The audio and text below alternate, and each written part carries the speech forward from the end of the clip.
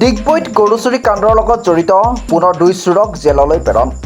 সম্প্ৰতি ডিগবৈ চহৰ আৰু গাঁও অঞ্চলৰ গৰু চোৰে সন্ত্ৰাস চলাইছে। যোৱা 12 জুনত গৰু চুৰি কাণ্ডৰ সৈতে জড়িত মাষ্টাৰ মাইণ্ড তুলন চাংমাইক পাণবাৰী বনগাঁৱৰ ৰাইজে হাতে লোতে ধৰি আৰক্ষীক গতাই দিছিল। ঘটনাৰ সন্দৰ্ভত এক গোচৰ ৰুজু কৰিছিল তুলন চাংমাইক আৰু সেইদিনাই তিনিচুকীয়াক জেললৈ প্ৰেৰণ কৰিছিল।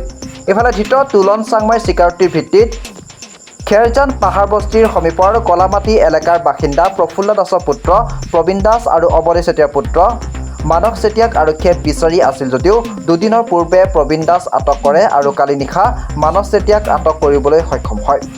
আমাৰ খেৰজান ঢেকীয়াজান অঞ্চলত বিশেষকৈ দখন গাঁৱৰ অঞ্চলত 15টাতকৈ অধিক গৰু চুৰ হৈছে। ছাগলীটো চুৰ হৈয়ে থাকে, সেয়াটো আমাৰ বিশেষ কোনো নকৰে কোনো, কিন্তু গৰু 15টাকৈ চুৰ হৈছে, যাৰ মানে মূল্য প্ৰায় 10 লাখ টকাতকৈ অধিক হ'ব।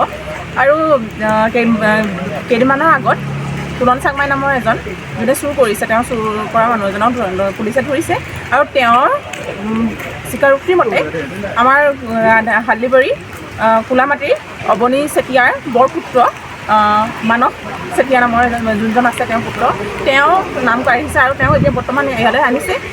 আৰু আমাৰ দাবী এইখিনিয়ে যে আমাৰ অঞ্চলত হয়তো আৰু কোনোবা থাকিব পাৰে, তো তেওঁলোককো যাতে ধৰে আৰু আমাৰ এই জনসাধাৰণৰ যি খেতি প্ৰধান ৰাইজ হয়, যিয়ে খেতিৰ ওপৰতে অকল নিৰ্ভৰশীল কৰিছে, তেওঁলোকক যাতে এক ভাল মানে সঠিক যাতে তেওঁলোকে এটা সমাধান পায় আৰু তেওঁলোকৰ কাৰণে যাতে কাম কৰে।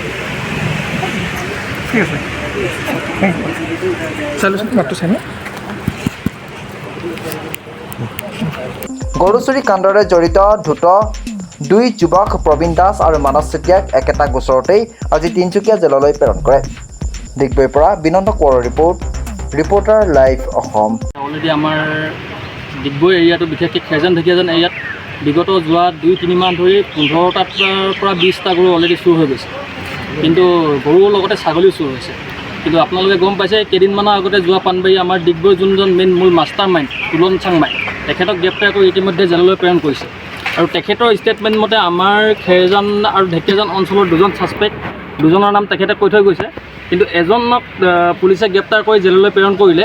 কিন্তু যোনজন মেইন আমাৰ তাৰ খেৰজান এৰিয়াৰ মেইন মাষ্টাৰ মাইণ্ড গৰু চোৰৰ ক্ষেত্ৰত কিন্তু মানস চেতিয়া, তেখেতক আজিলৈকে যোৱাকালিলৈকে পুলিচে গ্ৰেপ্তাৰ কৰা নাছিলে। সেই হেতুকে আমি যোৱাকালি খেৰজান ঢেকীয়াজান অঞ্চলৰ মানুহে আহি থানাত আহি পিনে আমি জনোৱাত তেখেতক আজি ৰাতিপুৱা ঘৰৰ মানুহে আনি থানাত হাজিৰ কৰিছে। কিন্তু ইতিমধ্যে জানিব পাৰিছোঁ যে তেখেতৰ ঘৰৰ মানুহ আহি তেখেতক এতিয়া থানাৰ পৰাই তেখেতক বেইল ল'বৰ কাৰণে ব্যৱস্থা কিছুমান কৰি আছে বুলি গম পাইছোঁ।